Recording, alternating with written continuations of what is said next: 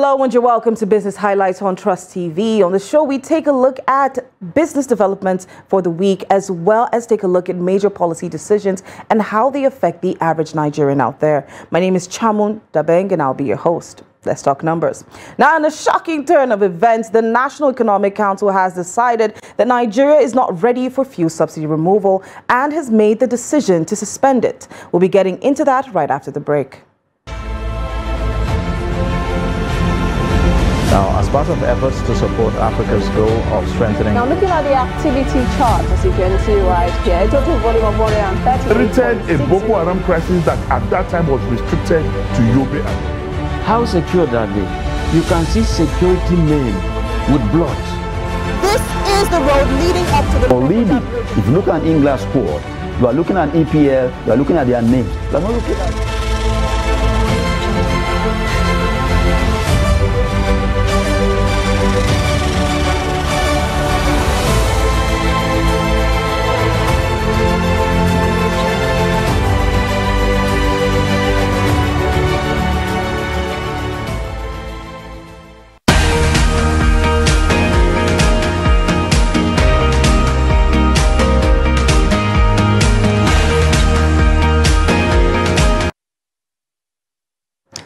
You're welcome back to Business Highlights on Trust Television. My name is Chamun Dabeng.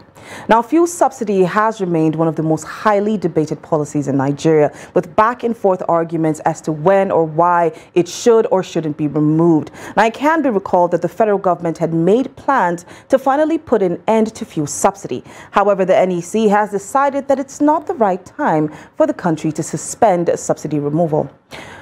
Joining me in the studio today is public affairs analyst and business consultant Agaba Wilson. Agaba, you're welcome to the show. Now, it's not really a shocking thing to really see the government has now reneged on this decision, because we've been seeing a lot of this back and forth for the past few decades, when it comes to the issue of subsidy removal. But what do you make of the decision by the NEC? Do you agree with them saying that it's not the right time for Nigeria to be thinking about subsidy removal?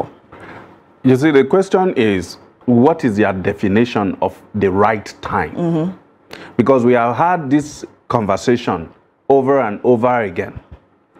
We know that anytime we remove fuel subsidy, it's going to affect the life of the average Nigerian in certain ways, driven by certain activities, which is cost of transportation and cost of providing power for their daily activities and businesses. So, if we want to remove fuel subsidy, what should we do? How can we fix these two major areas in which the impact of fuel subsidy will be felt? Number one thing to do, put public transport infrastructures in place, which is something this administration could have started 7 years ago. By fixing trains, intra-city buses like we have in Lagos. Lagos could have improved more. We can have that in Abuja. In Abuja today, you don't have any public transport infrastructure. Hundreds of thousands of vehicles are driven into the city and out of the city every day. And we are signatories to the green earth policy, or the environmental, this is the reduction of carbon emission. I don't see how that adds up. We could have set up that. El-Rufai started it under the Obasanjo administration. As soon as he was outside the office, out of the office, all the buses became stationary. And after that, we saw them handing it over to churches and for other private events. And I believe most of them are sold out by now. So these are areas in which you could have created a robust public transportation system, which will reduce the impact on city people who go to work every day. And then you can talk of improving power systematically and incrementally. You can identify the areas where power is needed more at what time, and consciously improve the supply. So that by the time you remove subsidy will, fuel will only be a thing that somebody needs because they want to feel bigger than others. Because if there's a comprehensive transport system to the town, why will I drive my car? So if I want to drive my car, I should feel free to go and buy fuel at 1,000 naira per liter. Is the government saying they have never been aware of this? Or are they saying they have been making effort in terms of public transport system that we have not been seeing? Or they are saying that we are not aware that at any point in time they are removing subsidy is going to affect the life of the people? So by coming now to tell us that, what palliative? How is the palliative going to... Anyway, let you tell me what the palliative is. What is the palliative? Well, the palliative is supposed to, it's recently the government managed to secure a $800 million loan from the World Bank, which was supposed to be palliatives for the poor Nigerians. I remember, you know, the first time that this regime tried to remove subsidy, there was supposed to be a 5,000 naira package going to the poor Nigerians. In this one, there wasn't really any specification as to how or, you know, to who this money would be going to. No, I'll listen to that publication. Yes, but coming to the $800 million loan from the World Bank. Now, this money was gotten specifically to cushion the effects of subsidy removal. Now that it's been suspended, where does this money go? And I also want to, you know, also bring your attention to this level of uncertainty when it actually comes to discussing the issue of subsidy removal, especially now that it's been suspended. Because you have the Minister of Finance saying, oh, if the next government decides that it's going to be removed by June, then it's going to be removed by June. If the next government decides they're not going to remove it by June, then it's not going to be removed by June. So there's a lot of uncertainty around the issue, and I'd like to know what you make of that. Well, in the first place, the 800 million they got was supposed to be to cushion the effect of the first subsidy removal. And one of the major things they wanted to do with it was to distribute conditional cash transfer to 50 million Nigerians from 10 million households, which they claim to have the data. And that was going to the poorest of the poor. My question is, where are the poorest of the poor? Are they in cities? Or they are in villages? And if they are in villages, what is their daily activities like? Do they pay transport as much as the people in cities pay? So if you go and give them 5,000, if you check vaporized milk in the market, 350 grams is about 2,500. So 5,000 cannot even buy two. So how's that money supposed to change their life? And we have done conditional cash transfer before. Where did it get us? Inflation. So what we need to look at in that kind of money is to build this public transport system. Yes. To also look at setting up enterprises that will increase, say, food production. Also make these people who are poorest of the poor have access to some kind of job that they can do, so they are contributing economically to the country's development. And then that is also sustainable for a long time. And that is also something that can genuinely, sustainably take them out of poverty to somewhere. All right? Then I'm not trying to talk about fixing our refinery, because that is another story that we cannot finish telling. So what are you going to distribute 5,000 to do? And let's even come to the meat of it. Who is going to suffer the impact of transportation and food hike, food price hike immediately? Those who work in cities. Civil servants who go to work, who probably earn 30,000 naira minimum wages. We are going to see people like you working in this kind of organization whose salary is not in millions. Let me give you an idea of what transportation looks like for somebody living somewhere in Maraba today to come to town. It takes them an average of 450 naira to come to town and 450 naira to go back. So plus or minus, they are doing 1,000 on transport every day. Let's say the person finds food to eat somewhere at 250 naira. And then he eats 2 meals. That by miracle, if it is possible. The person will feed 500 naira a day. On transport, for 22 working days in a week, that person is going to spend 22,000 naira. On food, for 22 working days in a week, the person is going to spend 11,000 naira. If you put that together, that's about 33,000 naira. More than the minimum wage. How many people in this city earn more than 100 at the average? The people we call the middle class. So this is with the fuel subsidy in place. By the time you take it off, that transport could shoot to 2,000. Yes. So you see somebody who is earning 60,000 borrowing to come to work. So is that person that you need to subsidize transport for? The woman that goes to buy food from the interior villages and bring to town to sell, that is the woman you need to subsidize transport for, so that she doesn't need to increase her food price unnecessarily. So by giving money to the people in the village, it doesn't solve any problem for us. So where that money goes now is a subject for another day that we'll discuss. We'll watch the government and hear what they tell us about the money.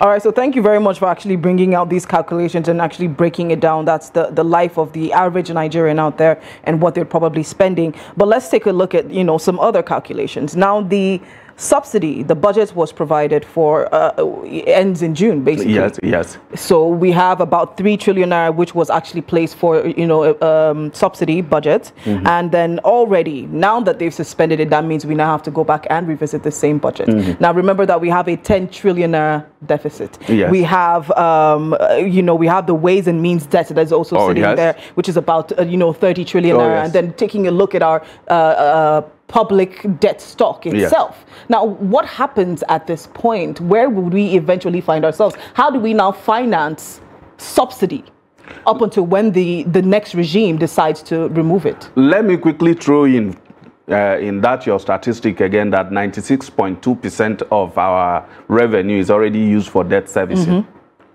So we have about 3.8% of it available to us.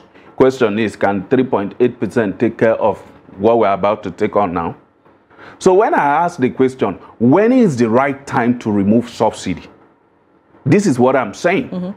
If you're saying this is not the right time, how do you fund it? Does the subsidy actually get to the Nigerians for whom it is intended? We all know the answer to that.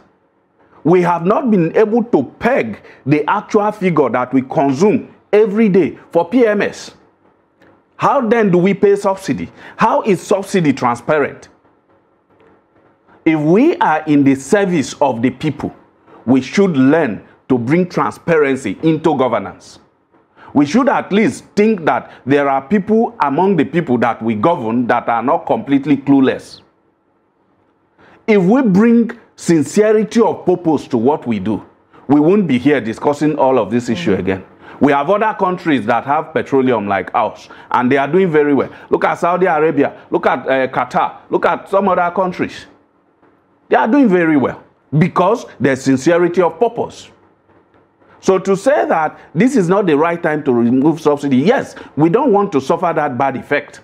But when is going to be the right time? When are you ever going to start putting those things that should be put in place so that it will be the right time to remove subsidy? Question is, how are you going to raise revenue to meet your expenses when those in political positions have refused to cut down their earnings? In fact, we have been having issues with the National Assembly where their remuneration has never been made public. And we have been asking, how much are you paid, sir? Let's know what your bills are. And no answer. There have not been any answer to that. All right. And we have a lot of political appointees that the political officers have the liberty to take on without any check and balances. So much money is going to go out in that way. So how do we balance it? I agree. Nigerians cannot take another load of cost coming from them with electricity being hiked and all other things. All right, so we'll take a short break, and when we get back, I want to take a look at the PIA and some of the provisions that it actually made for subsidy removal. All right, so we'll be right back.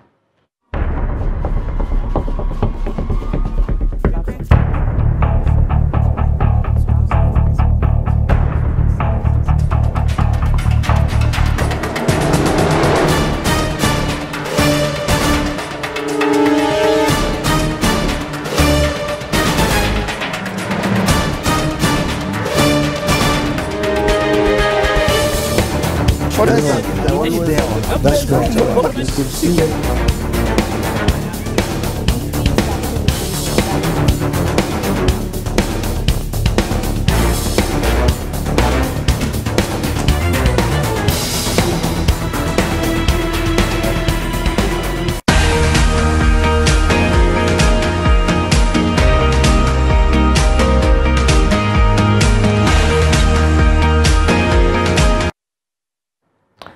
You're welcome back to Business Highlights on Trust TV. My name is Chamunda Beng, and I'm still here with public affairs analyst and business consultant Agaba Wilson Agaba, and we're taking a look at subsidy removal. As we said earlier on, the National Economic Council has made the decision to suspend subsidy removal by June, and they're extending it to only God knows when. Really, it could be the next 1 year, the next 3 months, the next or until another years. administration in you know, 4 years or there's 8 really years. no certainty around it. Now, I would like to take a look at the Petroleum Industry Act and their provisions for subsidy removal.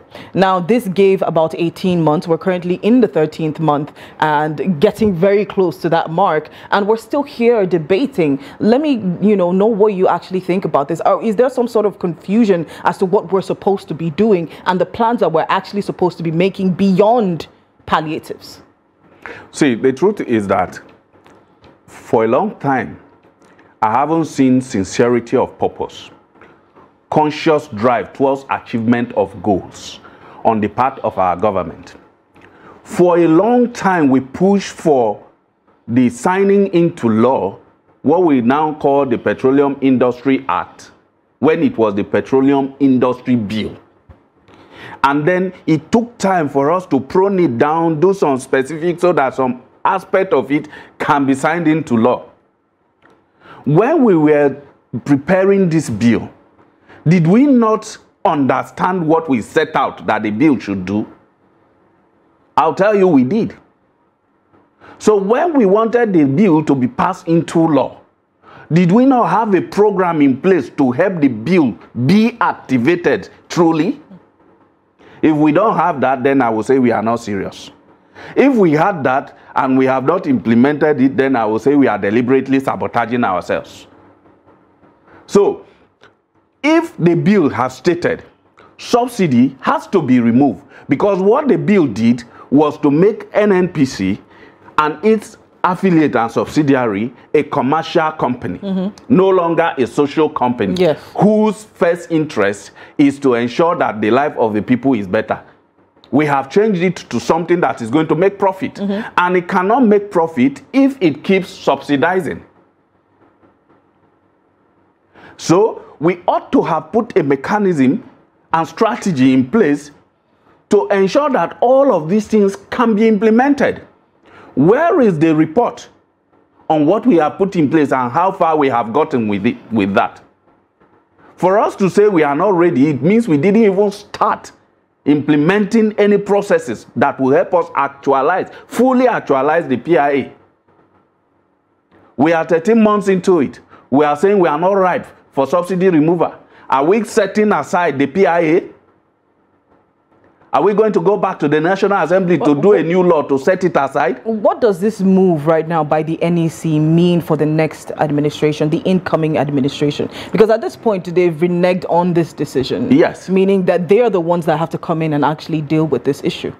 Well, basically, number one, it puts another financial burden on the incoming administration. When I say financial burden, it means where do we find this amount of money to sponsor this extra subsidy?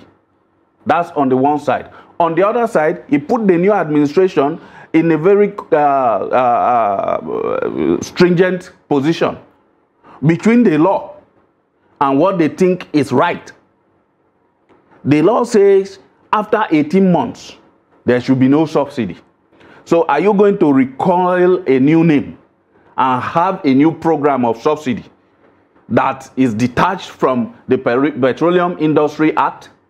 How are you going to do that? So it's going to put them in a very strong place, a very delicate place for them to think of what to do. So they are going to hit the ground with a lot of things. But I know it's the same party, so there should be some continuity. And I'm sure before the Executive Council came out, they probably have discussed this with the Transmission Committee, or what is it called, the Handover Committee. Yes. They both have the sitting government and the incoming government have their committees that are working hand in hand. So they probably have discussed this and they have come to an agreement on it. Right, so I wouldn't think it's a big issue for them. Part of the PIA is the full deregulation of the sector. Yes. Now, with the price disparities, do we really have, true deregulation, or are we really looking at, or a proper regulation at this point? Yes. What we have is not a proper regulation. We are not even regulating anything. And this is why most Nigerians, if you go to the street now, even the poor ones are saying, remove this subsidy, let's rest. Because in December, I traveled to Benue State. In Abuja here, I was able to buy fuel for 194 naira per liter. In Benue State, the cheapest I saw was 300 naira per liter. In the state capital, Makurdi, I saw for 320 naira per liter. Not in a mushroom So where is the regulation? So where is the regulation? In Otukpo, for instance, 320, 300. Where is the regulation? I'm using this as a case study. I'm sure if you ask every other person now, they will tell you different prices in their own states. So what are we regulating? So where is the subsidy money going? If you can't force people to sell at the price that is regulated, then why are you paying people for them to sell at a given price? Mm-hmm. So it makes us want to see that some people that you are actually dashing them money. It now really brings to light the question, or brings to the fore the question of why really is there a subsidy? If at the end of the day, there's no regulation for these prices. You can't regulate it. You are not even making any effort, to my own knowledge, to regulate it properly. Because we have seen that. You just move out of Abuja now to the outskirts and you see people selling above the regulated price. If you need us to report to a particular, make it public. And you will see the barrage of reports that will come about people flouting the regulated prices everywhere. And nothing is done to nobody. Now, there is a really big issue with the subsidy removal at this point. And Nigeria basically has found itself between the devil and the deep blue sea. You take away subsidy removal, we have the Labour parties, Labour that is coming out to say, we don't want this because it's going to put a burden on the poor Nigerians. And you also have the government saying, oh, but we're losing money. So where is there a workaround with this issue? There is a simple workaround. But the government has refused to work around. What they want is to always put it so that you can pity them. You can empathize with them. Oh, they are in a difficult place. There is no need to be in a difficult place. When Labour come out and say, we don't want fuel subsidy removal, the reason they are saying that is because of the cost that will be transferred to their people. And I have given you a solution. Where is the first source of cost? Transportation. As they go to work and come back every day. Where is the next source of cost? Food items and other consumables. And why will the price of those ones go up? Because people who produce it use power. And most time they use petrol to generate power using their generator. People who sell it use generator to generate power. And people who bring it from one point to the other use transportation to bring it. These are the things that enter into their cost. So if you can show the NLC, Nigeria Labour Congress, I think that's what they are. If you can show the NLC that you have a program in place that have already taken away that cost, why would they argue with you? And can we significantly take away that cost? Yes. But do you think that Labour is being overly sensitive towards the issue? Are the real benefits of, subsidy removal being presented to them? Is there some sort of, ignoring aspect to it? For two to work together, they must agree. And for them to agree, they each have to compromise. And they each have to show commitment to what they agreed to do. If you look at the government, what has the government done to show commitment to this cause? So the government is saying, if we remove subsidy, we can put that money in a refinery. We can put that money in infrastructure. We can put that money in this. But we are telling you, sir, where is a robust public transport system that allows us to share a comfortable and cheap transport system that does not need you to subsidize? You will, in fact, make money from that to put in infrastructure. So why don't you start with that low-hanging fruit? And let me tell you, Chairman, the government does not need to put its own money in doing this transport system. If you take Abuja, for instance, and you want to build a robust transport system in Abuja now, you need to just come up with a very robust business model. And you can bring private individuals into this. And government can buy a stake in it. You can decide to even float a transportation company in the market and raise money from the exchange market. And then you can put this in place. You will make money. People will transport at a cheap rate. We can even decide to have some alliance with the transmission company and use electric buses. We have the Nigeria Automobile Development Company, or what it is, the one that this Suleiman guy heads. They designed their electric vehicle, and it's fine. Why can't the government invest in such money? So we can have long buses moving from the outskirts, say Abaji, Kaduna Road, Kefi to Abuja every morning, here and there. We can have light trains coming from even Lokoja, coming from Lafia, coming from Kaduna to Abuja. And people hop into this vehicle, they can do 3 trips in the morning, 3 trips in the evening. And then the big buses can be doing all of that. And when you come to town, Abuja is properly planned. We can have taxis moving from one end of town to the other. You can share it according to bus stop to them. But then there's and all of us will pay little amount of money. It will not only create job, it will create revenue for the government, and it will help us improve security because everybody can be checked at one point or the other. Do you want to talk about issues of people stealing money from the company? Technology has so improved that we can use card system for payment, and cash does not have to be involved.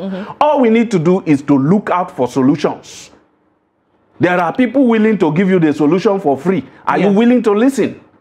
So I don't blame Labour when they say we are standing our ground, because there are low-hanging fruits that you could have taken to show Labour that I'm doing something. All right, thank you very much. Unfortunately, we do not have, a lot of time. But I do agree there is a need to develop public transportation in Nigeria and make life, easier for the average Nigerian out there. Not everyone can afford, to just splurge money on, going from point A to point B. We can't do that. All right, we've come to the end of our show for today, and I would like to thank my guests in the studio. Thank you so much, public affairs analyst and business consultant, Agaba Wilson. Agaba, thank you for joining us. Thank you for having me. To our viewers out there, thank you so much for watching. Please do remember to follow us on our social media platforms. You can find us on Instagram, Facebook, YouTube. We're literally everywhere. Just look up Trust TV News. Well, my name is Chamun Dabeng. Come back again. Let's talk numbers.